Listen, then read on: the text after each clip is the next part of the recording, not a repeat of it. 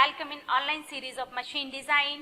Myself Naimisha Goswami, and in today's session we will learn about rolling contact bearing, basic classifications of your rolling contact bearing. We have already discussed in previous lectures. So in this lecture we will discuss about how to select a bearing, okay, and what is the specifications of bearing. So this will we will discuss in today's lecture. So first of all, selection of bearing type, okay. So how we will select bearings? So bearings are always select on basis of their applications. So this is the main fundamental, okay. So if there is heavy load requirement, or load on bearing will be very high, or load on bearing will be very low. So how much amount of load bearing has to withstand? So that is basic criteria for the selection of bearing type, okay. So for low and medium radial loads, generally ball bearings are selected, and when we will talk about heavy load, right, so we will just prefer the roller bearing, okay. Ball bearing are limited for the low load applications, and roller bearings are used where we require to withstand high amount of load. So this is the basic criteria, okay. So now on that basis, again we have discussed about the self-aligned bearing, spherical bearing, right, and cylindrical bearing, deep groove bearing. So on the basis of different application, we will select the different types of bearing. So for example, here we are talking about the self-aligned ball bearing and spherical roller bearing, okay. Both have the quality they can permit the shaft deflection up to plus minus 1 degree, okay. When shaft will be deflected, so the bearing will try to bring back the shaft to the original position. So this is basic function of your self-aligned ball bearing and spherical roller bearing. We have already discussed about this in last lectures, right.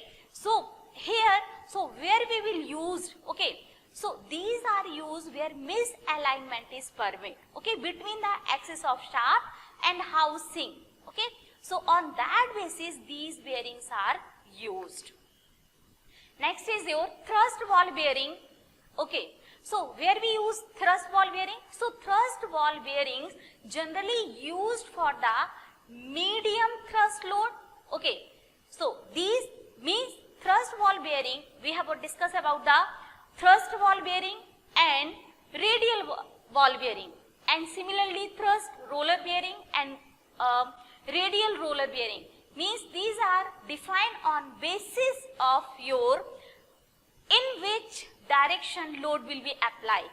When load is applied along the axis of rotation, then you can say that this is thrust bearing, and when load is applied perpendicular the axis of rotation, then you can say that this is your radial bearing, okay. So for example, when we consider about thrust ball bearing, you can see here, so thrust ball bearing is used for the medium load, and when we will talk about the heavy thrust load, okay.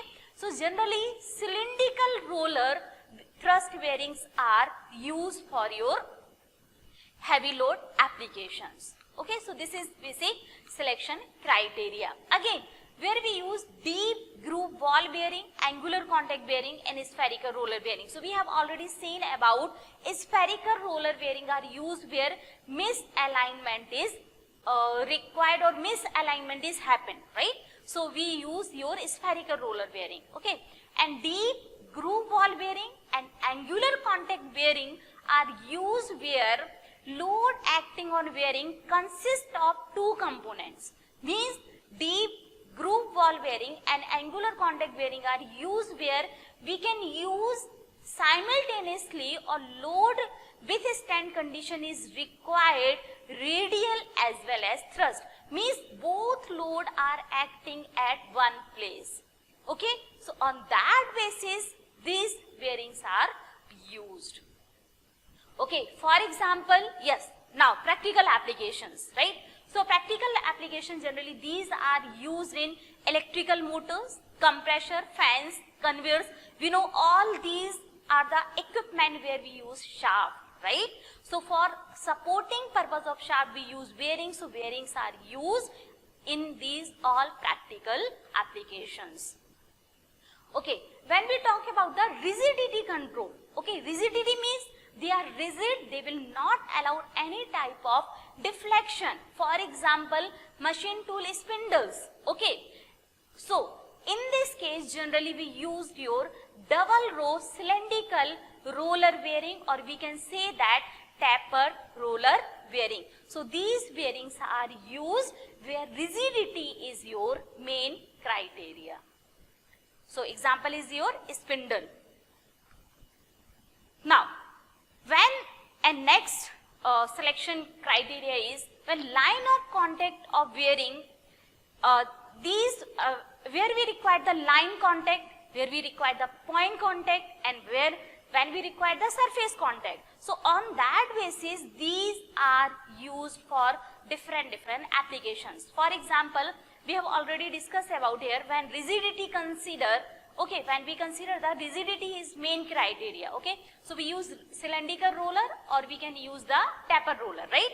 So, by using these bearing, these are having line contact, okay. So, these are having the line contact, so these are used for the heavy load condition, okay. Where ball bearings having the point contact, so these are used for the low load withstand condition, okay, or for to bear out your low load condition. So, these line contact improves your rigidity of system, okay. Rigidity means it will not allow the deflection, okay. They are rigid on their place, so they are used for the supporting purpose, and rigidity is also one of the most important criteria, okay. And when we consider noise can be tolerated, okay. So, for example, household applications, right.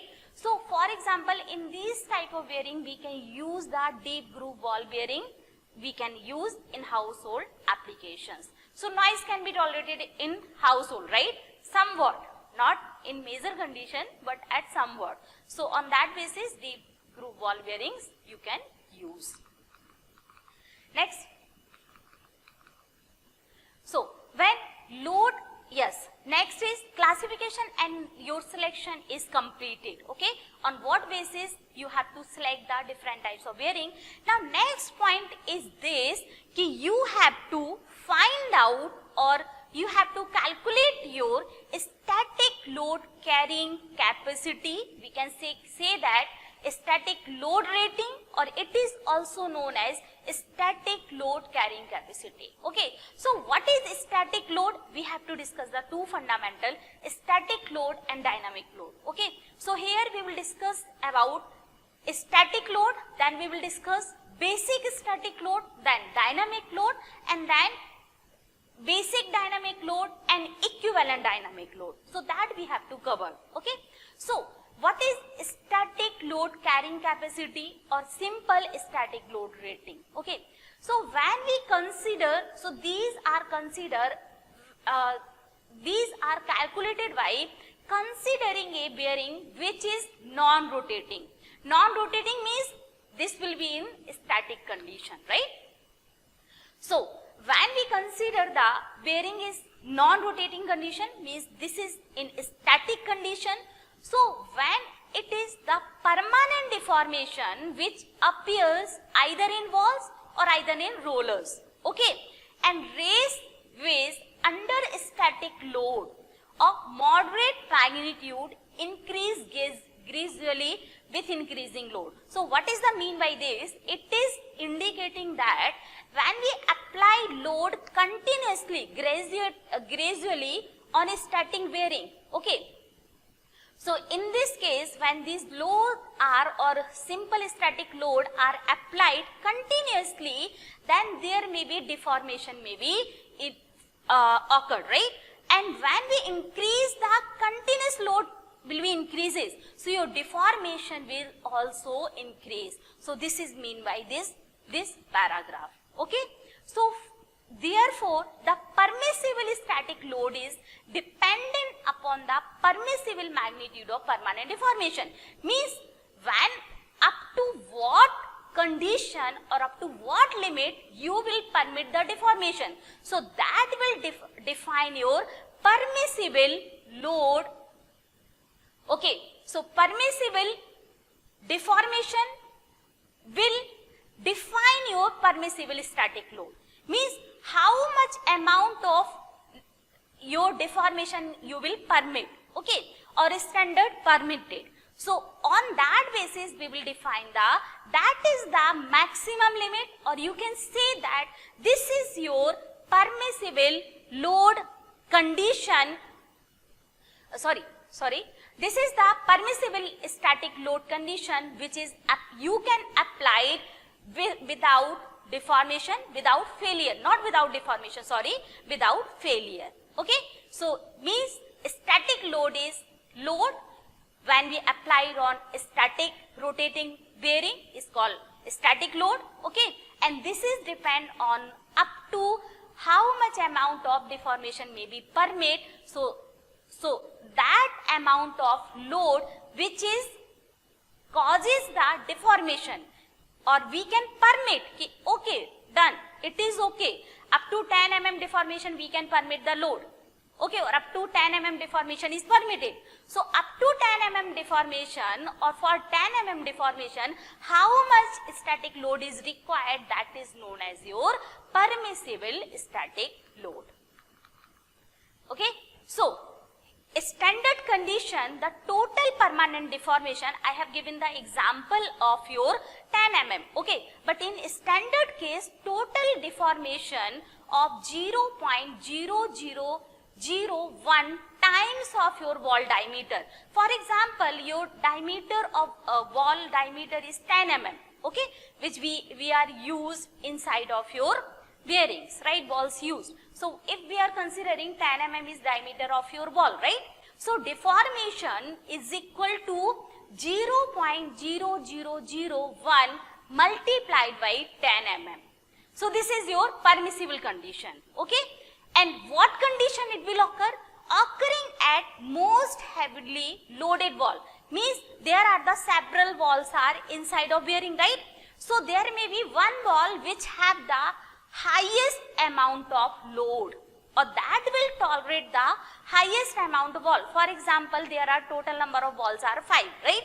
So for example, second number wall is having, or wall is tolerated by or suffered by, right, highest amount of load, okay. So that second wall is your heavily loaded wall, okay. So in that respect we will find out the deformation. For example, remaining 4 walls are not, for example, on second number wall there is load of 10 kilonewton, okay, and for example at the same time other walls are also suffered by for a momentary 9 kilonewton, for a momentary, okay, I am not talking about continuous condition, but for a moment, right. So that which ball is heavily stressed, or having, or you in other language you can say that the ball which is having highest deformation at the heavily loaded, okay.